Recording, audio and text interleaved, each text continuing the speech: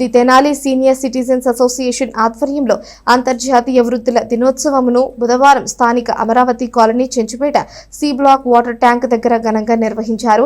తహసీల్దార్ K Gopalakrishna ఈ కార్యక్రమానికి ముఖ్య అతిథిగా విచ్చేశారు. ఈ సందర్భంగా సెప్టెంబర్, అక్టోబర్ నెలలో పుట్టినరోజులు ఉన్న అసోసియేషన్ సభ్యులు పరుచూరి మల్లికార్జునరావు, శాఖమూరి మల్లికార్జునరావు, దేవభక్తుని సుబ్బారావు, యు సోమశివరావు, కావూరి జ్ఞానదేవ్ తదితరులను ఘనంగా సన్మానించారు.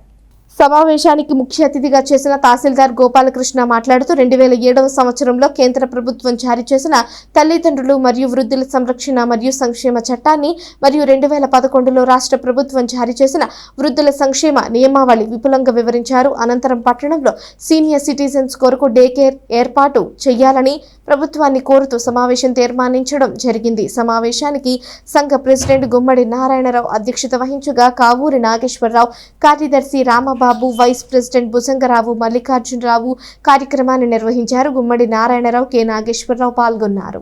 ప్రపంచ వయోవృద్ధుల దినోత్సవం అనగా వరల్డ్ సీనియర్ సిటిజన్స్ డే సందర్భంగా the Tenali senior citizens welfare association వారు సమావేశం ఏర్పాటు చేయడం జరిగింది.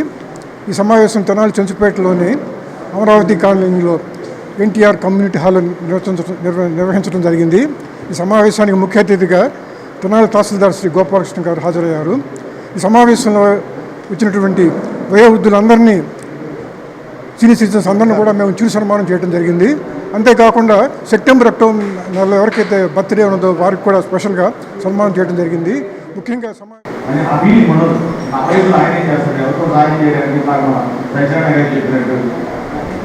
ఎవరికో సహాయం చేయడానికి, ఎవరి కోసం తోడుగాను వస్తారు, వ్యాపకం కోసం.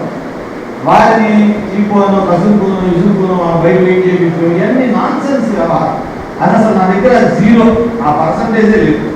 మనం కూర్చోబెట్టడం, వాళ్ళ మెసేజ్ తీసుకోవడం, వాళ్ళు చెప్పేది వినడం, వాళ్ళకి తగిన సలహా ఇవ్వడం, లేదా ఇంకెవరికైనా నాకు సంబంధం లేని మ్యాటర్ అయితే ఎవరికైనా ఏదైనా అదర్ డిపార్ట్మెంట్తో మాట్లాడాలనుకుంటే మాట్లాడటం, మనం కోఆర్డినేట్ చేయడం, కావాలంటే మన బీఆర్ఓ దగ్గర నుంచి పంపించి అది క్లియర్ చేయడం. అది నేను వృత్తి కంటే కూడా వ్యక్తిగా బాధ్యతగా భావిస్తున్నాను. ఇక సొసైటీలో చూస్తే మీరు ఎన్ని పేపర్లో చూస్తుంటారో, మీకు ఎన్ని కనిపించినాయో నాకు తెలియదు, కానీ జనాలు వచ్చిన తర్వాత నేను మెనీ చూశాను. అసలు అక్కడెక్కడ పెద్ద వదిలేస్తారు.